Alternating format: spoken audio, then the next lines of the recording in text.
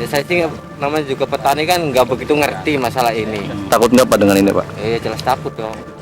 Kenapa Pak? Ya takutnya nomor satu masalah tanah ya. Nomor duanya kan masalah ganggu sama tanaman. Bertahun-tahun, lumpur lapindo telah menjadi mimpi buruk bagi masyarakat Sidoarjo. Namun ini bukan sekadar hanya cerita tentang lumpur, tetapi tentang keputusan, tentang kelalaian, tentang ribuan hidup yang berubah untuk selamanya. Sidoarjo, Jawa Timur, tanah yang seharusnya menopang kehidupan justru menjadi sumber bencana tanpa akhir. Semua berawal dari satu rencana pengeboran yang disebut aman, legal, dan telah disetujui. Namun apa yang terjadi setelahnya tidak pernah benar-benar bisa dihentikan. Inilah tragedi lumpur lapindo, ketika alam, manusia, dan kekuasaan saling bertabrakan, dan rakyat menjadi korban paling sunyi.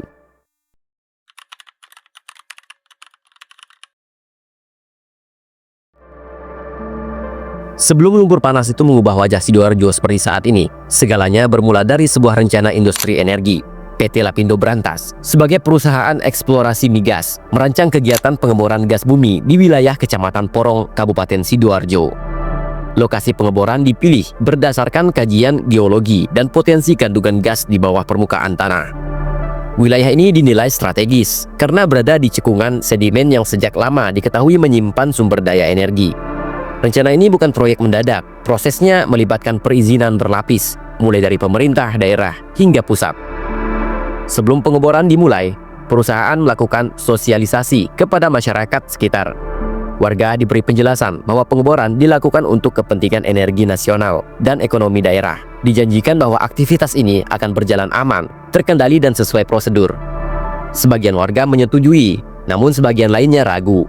Namun pada akhirnya, proyek tetap berjalan dengan dasar izin resmi dan kesepakatan administratif. Tidak ada yang menyangka bahwa lubang pengeboran yang dianggap biasa ini kelak akan menjadi pusat salah satu tragedi lingkungan terbesar di Indonesia. Saat alat berat mulai berdiri dan menara pengeboran menjulang di tengah permukiman, masyarakat masih menjalani hidup seperti biasa. Belum ada tanda bahaya, belum ada kepanikan, hanya sebuah aktivitas industri yang diyakini aman hingga segalanya berubah. Sebelum dikenal dunia karena lumpur panas, Sidoarjo adalah wilayah yang hidup dalam kesederhanaan. Desa-desa di sekitar Porong dipenuhi rumah-rumah sederhana, sawah hijau, dan jalan kecil yang akrab dengan langkah warga setiap pagi. Disinilah anak-anak berangkat sekolah tanpa rasa takut. Petani mengolah sawah warisan orang tua mereka. Pedagang kecil membuka warung di depan rumah. Hidup berjalan pelan tapi pasti. Suasana desa kala itu jauh dari hiruk-pikuk industri besar. Warga saling mengenal, saling menyapa, dan saling bergantung satu sama lain. Tanah bukan sekadar aset, tapi bagian dari identitas dan sejarah keluarga. Tidak ada yang membayangkan bahwa ketenangan ini bersifat sementara, bahwa tanah yang selama ini memberikan kehidupan, suatu hari justru akan mengusir mereka. Ketika pengeboran dimulai, sebagian warga hanya melihatnya sebagai aktivitas jauh dari keseharian mereka. Menara besi itu berdiri, mesin bekerja, namun desa tetap berjalan seperti biasa. Sidoarjo saat itu masih utuh, belum ada bau belerang, belum ada lumpur panas, belum ada tanggul raksasa, hanya sebuah desa yang belum tahu bahwa keterangannya sedang menghitung waktu.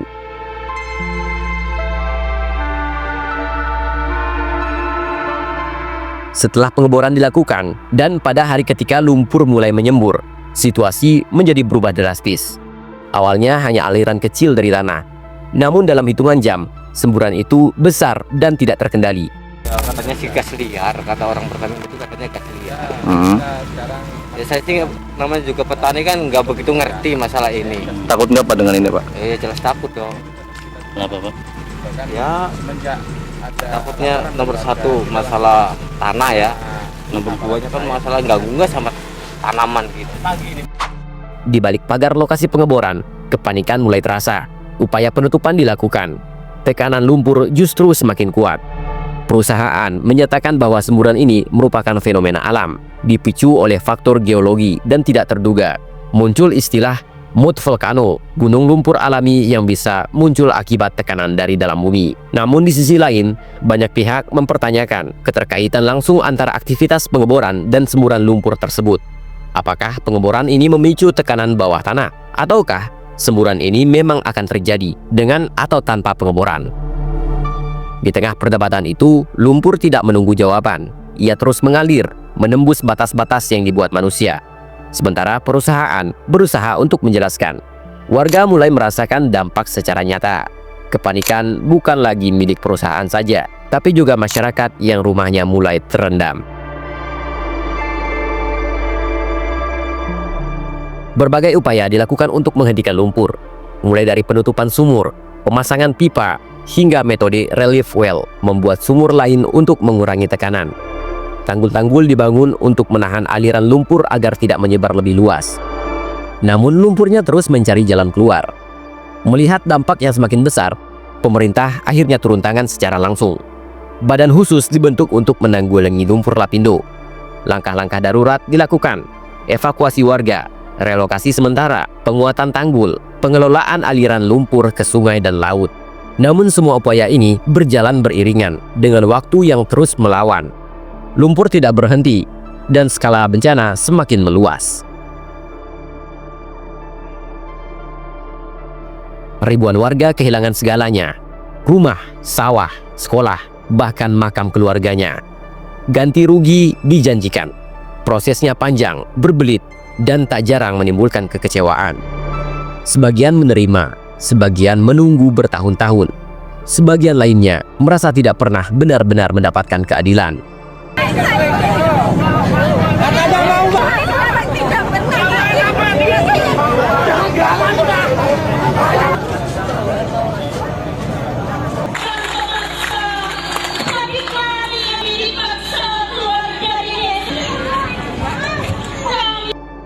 Negara hadir, tetapi tidak selalu cukup.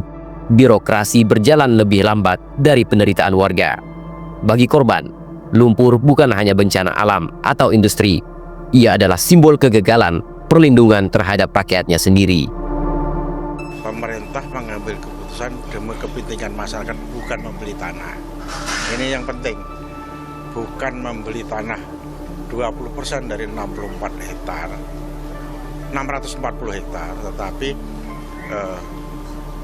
menolong kepentingan masyarakat dengan membayar, tetapi nanti diberikan kepada Mineral Lapindo untuk membeli kembali. Hingga hari ini, perdebatan tidak pernah benar-benar berakhir. Alam atau manusia, kesalahan teknis atau bencana geologi.